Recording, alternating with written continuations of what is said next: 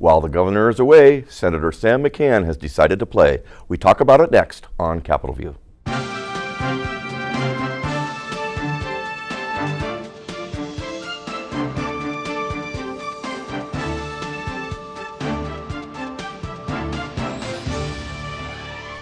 Welcome to Capitol View, the weekly program on state politics and government and how it might just affect you. Joining me this week on Capitol View is Rae Hodge, editor for Springfield for the Daily Line. Welcome, Rae. Thank you very much for having me. And also Hannah Meisel, a writer for Law 360 based in Chicago, and she's based in Springfield. Welcome, Hannah. Glad to be here. Great. Let's start with Senator Sam McCann, the Republican senator from Plainview, who today has announced that he is going to run as a third-party candidate for governor of Illinois. This is perhaps not a surprise. He had announced last December that he wasn't going to seek re-election to his Senate seat. What are we to make of this? Already there's stuff up on the internet from Bruce Rauner's campaign calling him a Madigan pawn, so Bruce Rauner somehow was able to get this coordinated even though he's in Europe on a trade mission. Does Senator Sam McCann have any real shot to make any real difference?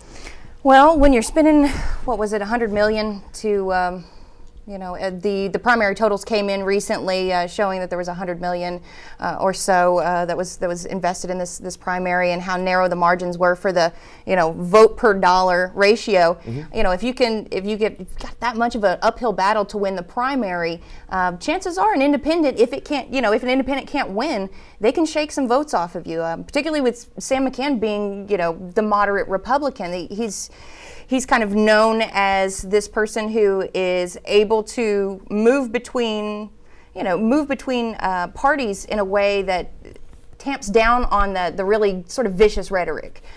His big thing has been like, let's reduce the partisanship, let's reduce the vitriol. So he could, carry some favor with some moderates and really chip away. I don't know that he's got enough, of a war chest to really pull this off if it is indeed a race that is totally dictated by money. Sure. Sam McCann's interesting because, in 2016, the governor had tried to play a candidate against Sam McCann in the primary, and the unforgettable Bryce Benton. The unforgettably unforgettable Bryce Benton. No offense, Bryce. But Sam McCann, he is backed by labor. He's one of a quote unquote dying breed, and we can discuss that at a later date, but dying breed of Republicans who are tight with labor, and that's what upset Bruce Rauner in the first place when it came to Sam McCann, because he voted on some Ask Me bill. The details are escaping me right now, but so he could provide a lot of people. We can't forget in all of this that a lot of Republicans are still very angry with the governor for, the last 3 years, but especially last year. It was not a good year for the governor. Mm-hmm. And so if people, it could provide an alternative for people who either were not planning on voting at all, top of the ticket, or didn't want to vote, stay home. Mm-hmm. They could, in good conscience, go to the polls and then, select all their Republican candidates, and then select Sam McCann and say, I did it, I voted. But McCann to some degree I think is probably all over the map to some degree. I mean, on one hand, I'm the true conservative on immigration, on guns, that sort of stuff. So on social issues, he comes off as the last standing Jeannie Ives, so to speak. But he's also in bed with organized labor. I mean, organized labor really helped him out, as you say, in 2016. And without organized labor's help, he might have had a much tougher time against the unforgettable Bryce Benton. And so I'm wondering, who votes, if you're a Republican, who votes for Sam McCann when you've got, if I'm strong on social issues, you've got J.B. Pritzker, who's I guess a Democrat who has traditional quote unquote Democratic stances on the social issues, and then you've got Rauner, who has signed the House Bill 40 on the abortions, angered a lot of folks, sanctuary state, and so I guess what I'm wondering about is, if you don't vote for Sam McCann, do you just stay home?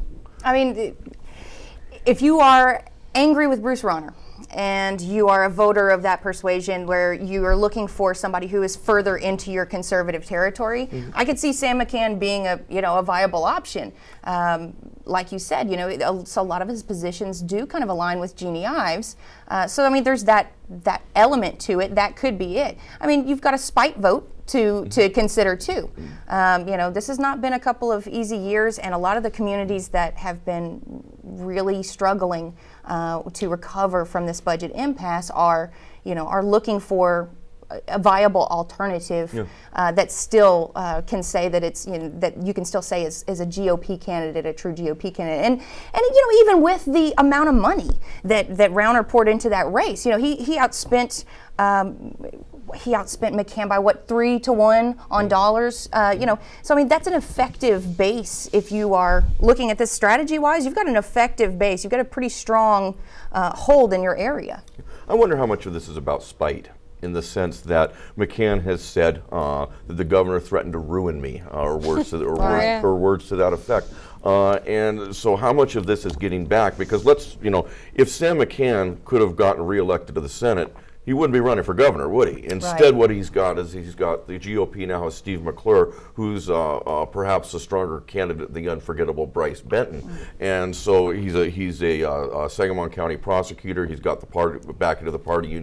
If it was going to be him versus McCann, he would have gotten a boatload of money from Rauner. And so how much of this is McCann, if any of it, trying to stick his finger in Rauner's eye?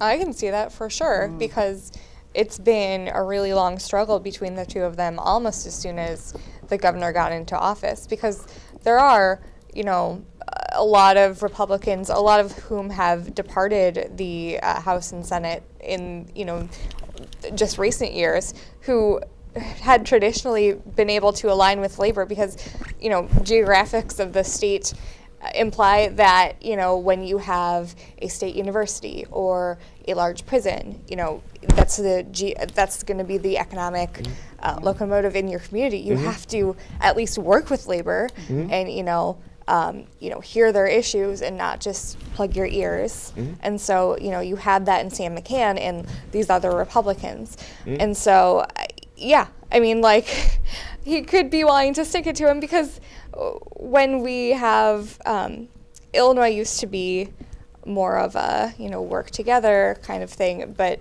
you can see just such a stark difference in the last 3 years since the arrival of Bruce Rauner, and it's gotten so much more partisan.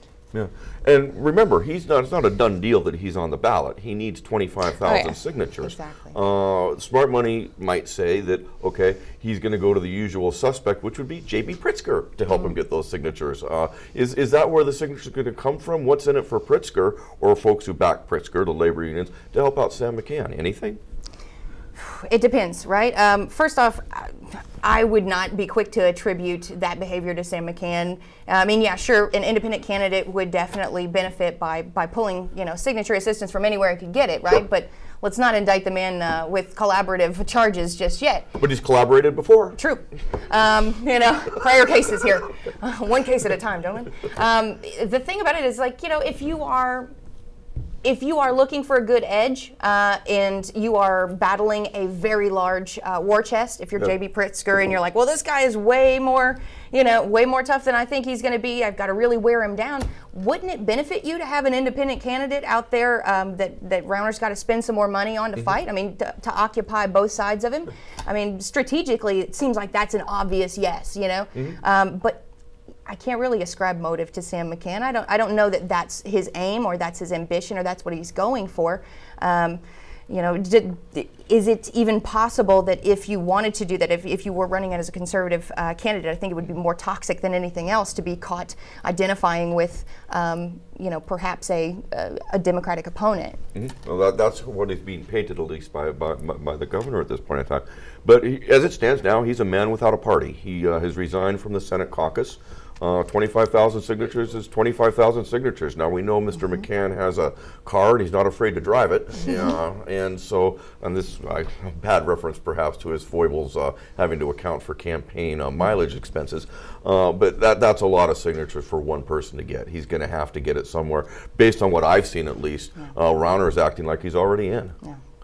I mean, I think that speaks to the lessons maybe that the governor learned from facing Jeannie Ives, kind of a surprise. Squish him like a bug early and often. Sure, yeah. Because, his strategy with Jeannie Ives is to ignore, Right. freak out. So. Yeah, and 48% is 48%, a very well showing for her. Yeah. Moving along, if we could, for a second, going on for Mr. McCann, Rod Blagojevich was in the news this week. The U.S. Supreme Court didn't have much to say to him or about him, did they? No. So on Monday, the long-awaited answer was that No means no? yeah, basically. So back in November, Blagojevich had appealed to the Supreme Court now for the second time, saying we have a slightly different argument. It's not just that my sentence was too long, although he's now argued that like 3 or so times, and the Seventh Circuit keeps not adjusting a sentence. So I feel like no means no in that place. Yeah. So, but his argument this time was, he was held to a circuit standard that doesn't apply everywhere. So we in Illinois are in the 7th Judicial Circuit. Other circuits across the country have held other standards that aren't quite so, what is his word? What he's saying is there was a lower standard to prosecute him because the Illinois rules. Yeah. Because he tried to shake down a children's hospital. He tried to sell Barack Obama's Senate seat when it was apparent that he would become president. But no money ever actually exchanged hands. So that's his argument that there was no crime ever committed, and by that standard, other politicians can't really do their jobs, and the Supreme Court just said, we're not going to hear it. I mean, I know that the Supreme Court shouldn't think about optics, probably doesn't, and maybe I'm ascribing motive, but I felt like the Supreme Court was not going to take it up because, why would they want the responsibility of perhaps freeing a man who is so vilified nationwide and especially here in Illinois, because we have a long shadow to deal with from the Blagojevich years, and we still haven't quite recovered. I mean, when we talk about pension debt, think about the 2002 deal that, we're still struggling with that. So why would the Supreme Court want to touch that? And again, I know that they're not probably thinking about that, and they're not supposed to. I'm hoping they're thinking about the law. Well, yeah. But so anyway, there was that. And then on Wednesday, we had Aaron Schock, who was our former Republican congressman from Peoria. He resigned in 2015. You might remember, PBS viewers.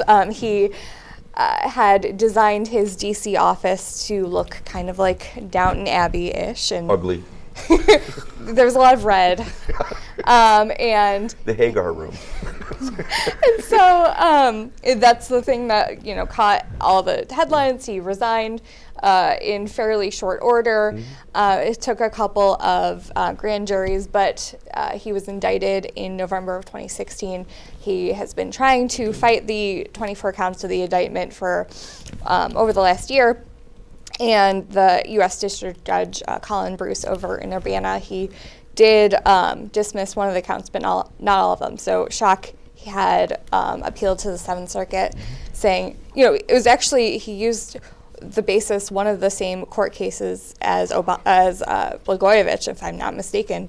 Another Illinois congressman from Democrat this time, Dan Rostenkowski, in the 90s, he pled guilty to mail fraud. And there's a template for this sort of stuff in Illinois. Yeah. So anyway, so that's where Aaron Schock was at on Wednesday. He actually did show up to the federal courturhouse in Chicago. I saw him there. Looking dapper as ever. Yeah, he looked dapper. I saw him smiling. He was sitting behind me in the courtroom, and but he didn't say anything to reporters. He just, a statement that it's ridiculous that they were targeting me. They would have used anything to get me. And but he's also arguing, is he not, that you were trying to prosecute me for violating House rules, rules set by Congress. And there's an issue here between divisions of government, the three branches Right, here. the separation of powers. And, you know, if the House wants to go after me, that's kind of the House's business, but it doesn't belong in a court of law. That's, it seems to be one argument. And we'll recall that the case did seem to be fraying a bit early on when the judge had the federal prosecutors explain themselves in terms of how they'd handle the case. You know, so Schock now is trying to get these charges dismissed. There have been some rulings that indicate, you know, there's some wiggle room here in politics. Horse trading, you know, this sort of, you know, backroom sausage making deals aren't necessarily illegal. What do you think, Ray? Does this fly? Well, here's the thing about it.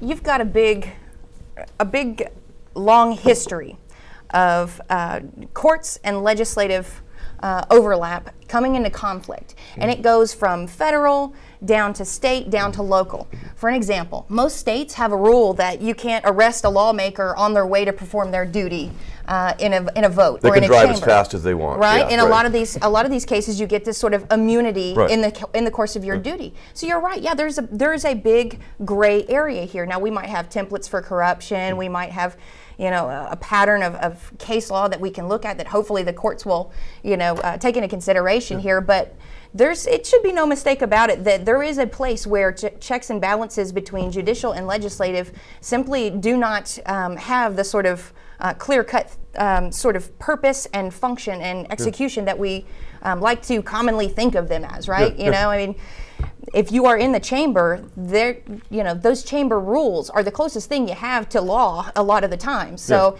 the weight of that is really pretty important to, I would think, to the courts. But I mean, Hannah, you're the expert on this one. I mean, this is your ballpark here. If anything, you would be the one to be able to talk on it. I mean, like we said before, Judge Bruce, he was a little peeved at prosecutors.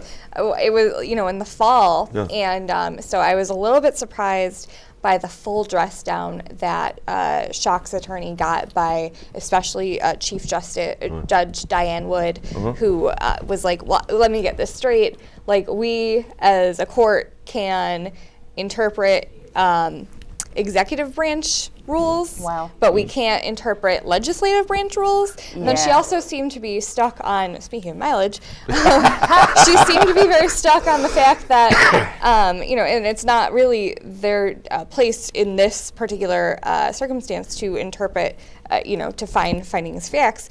But one of the allegations is that Aaron Schock had billed the House for 150,000 more miles than he had actually driven.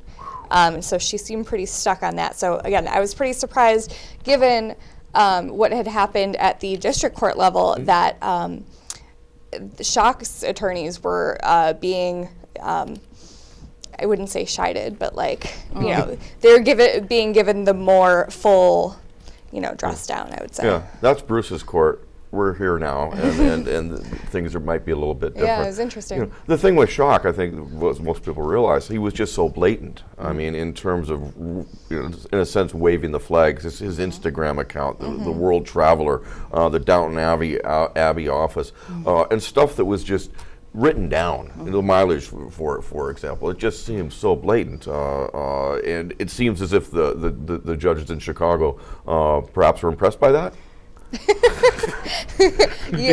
Maybe not. Okay. Yeah, definitely not impressed. But it was just a very interesting case. Well, I don't know how soon they will rule, but if they do somehow rule. The other thing was, this is all pre-trial. Like, he hasn't even gotten to trial yet. So he's trying to completely waive his trial. He says, you know, it's my privilege to not be tried, and I'm not sure that the judges were buying it. So anyway. Okay. Right. And before we leave the subject of corruption in Illinois, I was thinking today, you know, it's been a while since anybody got indicted, a state elected official. And is there any sense that perhaps folks are starting to get the message here that you screw around too much and maybe you're not going to get a George Ryan sentence, which was long enough in and of itself? But I mean, I would say maybe, although just, you know, we film Thursdays, just Thursday morning, Cook County Circuit court clerk Dorothy Brown, whose office, not herself yet, but her office has been under investigation for potentially corrupt hiring. She announced she was going to run for mayor of Chicago. So maybe she was like, all right. And then we also have Kwame Raoul, candidate for Attorney General. Yeah. It's come out today that he is hired as a campaign aide, a person who was convicted of criminal charges as part of the Blagojevich scandals. A bit player in the scheme of things, but still it was a felony conviction as I understand it. It was profiting by having yo-yos and tote bags and magnets from his company sold to DCFS, and he pockets the proceeds. Kwame Raoul is absolutely, this is fine. Everybody deserves a second chance. This is somebody who wants to be the state's highest law enforcement officer. Is that going to pass muster with voters? The fallout on this corruption stuff, it's not just about office holders, and it's not just about the individual politicians and players. And I think there's a big conversation to be had about what is obviously a very polished, clean running machine. We were just talking about Kwame Raoul's got a campaign machine that seems to be running right very now, right? Impressive. Very impressive on the ground. Yeah. But that's another conversation, and I think what people don't realize maybe that they need to hear is that it's not just about the campaign, it's not just about when you're running, and it's not just about the one person. And I'll give you a quick example. Yesterday, watching the floor action in the chamber. We saw Representative Will Davis defend a bill which would extend the Health Services and Facilities Review Board, right? That's that same board that we were just talking about, right? And so this erupted into a partisan back and forth.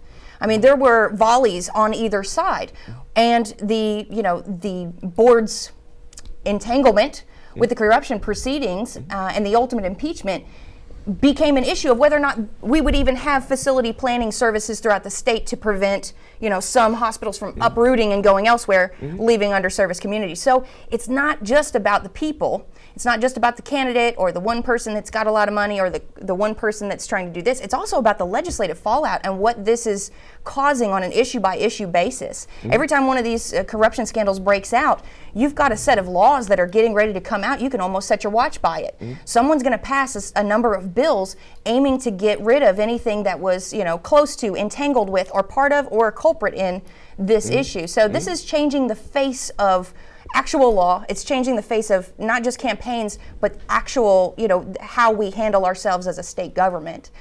So I think that's very overlooked. Well, hold on, though. Aren't the same usual suspects still pulling the same usual strings at the end of the day? And that's a fair argument. I'm not going to. I don't know that I've got the. I don't know that I've got the editorial impetus to indict everyone. But feel free. But you've got a long-standing tradition of people who have made careers and lives out of public service who don't deserve to have the label of career politician slapped on them. You've got people who are doing the best they possibly can in this state with the conditions that they're in, who have the heart of a public servant. Sure. But on the other hand. That's not to say that we don't have a cast of characters that have been pulling off some of the same moves and maneuvers and moving pieces around in the midst of this. So I guess I think, about Blagojevich, and, I think a lot of folks forget, 14 years, that's a long time. They really hammered him. Well, he was supposed to get 30. That's what the sentencing guidelines called for. That's what the range called for. And I just wrote a story about a gentleman who was just released from prison after spending 14 years in prison. He was selling marijuana. He's a nonviolent offender. So 14 years he spent in prison. He's got a $268,000 restitution order over his head. He's working in a pizza parlor. And what do you say to a guy like that when you see Blagojevich? He sold or tried to sell marijuana to willing buyers, willing seller, willing buyers. Rod Blagojevich victimized everybody who lives in Illinois. It sounds like a quarter bag of weed is a lot more expensive than a Senate seat if you're trying to sell it. Well, perhaps so. And so I think anybody hearing that story would have a right to be upset about it, outraged about it. And I think you've got a great point there. I don't think that there's anybody who would compare the two. Yeah, sure. fairly. I guess my point is that corruption in Illinois just seems to be, well, that's a 3-year, 4-year sentence, maybe 1 year, and you've been punished enough. I don't think, George Ryan did spend, I think, 7, 8 years. That was one of the longer ones until Blagojevich came along. But until now, until the Blagojevich came along, it was, in the scheme of things, treated as a white collar sort of tap on the wrist if you went to prison at all. I mean, judges consider, your character when you're not And just that like. played him Blagojevich a favor? No. Oh, no. No, definitely not. Right. You're handed the sentencing guidelines. The prosecutors argue perhaps for more. You are obviously going to argue for less. But his character around that time, I mean, like going on was all a the late character. shows, going on Celebrity Apprentice. Yeah. By the way. Thumbing his nose at the judge. Right. That didn't help him. And by the way, now, ironically, his only hope for getting out of prison before 2024 is that President Donald Trump or whoever might, come after, if that happens, to pardon him. Hannah, you think there's a future in politics for this man? Oh my God! I think everyone in Illinois hopes no. Quickly, because we're nearing the end, I want to talk about what's going to happen on Monday, or everybody suspects is going to happen on Monday. The state Democratic Party is going to choose a chairman. Who do we think it will be? Let me think. I think smart money, or I think we're going to see Mike Madigan again. I think but we will I too. do think that it will be a fascinating vote to see who votes no. Because, I mean, prior to this, the only person who would dare vote no is Scott Drury, and, we know what happened to him. He was ostracized from the House. Yeah. Well, I mean, Oh, God, no. I mean, like, we had we've had a very tumultuous, 6 months, more, but specifically for the speaker, we've had this Me Too movement. We've seen his party operation being scrutinized. We've seen a lot of people come out during the gubernatorial primaries saying, no, Mike Madigan should not get to be both House Speaker all 7 and... Democratic candidates for Attorney General said he should not be party chairman. I didn't mean to interrupt. But Oh, that's, yeah.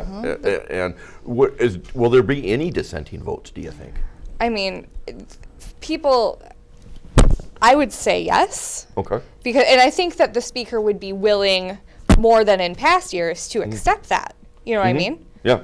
Well, the other issue, and again, we've got to wrap this up quickly, is that he has this committee that he has formed to combat sexual impropriety in the Illinois political system. He says he wants to change the political culture. It's going to be funded independently. Why you need money for this, I'm not quite sure. And he's had some folks starting to bail recently on that and back out. Unfortunately, we are out of time. Would love to talk more about it, but we will see you next week, I hope, on Capitol View.